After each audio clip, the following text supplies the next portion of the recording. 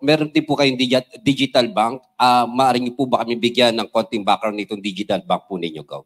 Yes, yung digital bank, meron kaming bangko sa Amerika. Bihira po maka-approve ng bangko sa Amerika. Meron akong bangko ron, Bigan Bangko International. Meron din akong local bank at meron kaming digital bank. Yun ang tutulong magpandar. Right now, our card is being powered by Union Bank. Katulong yung bangko ng masa na ginagawa ko ngayon. Maybe within a month, andar na yun.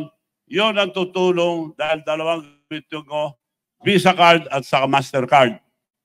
Buong bansa, bibigyan namin ito libre, katulong ang ating mga mayors.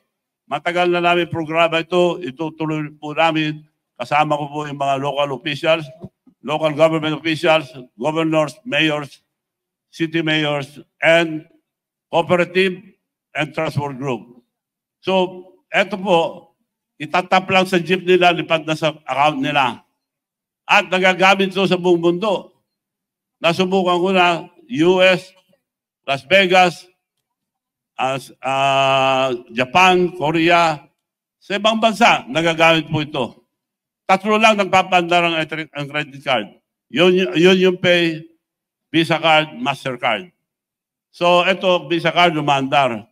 So, ginagawa namin ngayon, Mastercard para sa lahat. Because 77% ang Pilipino walang bank account. Kami po magbibigay sa kanila ng bank account with credit card as a debit card.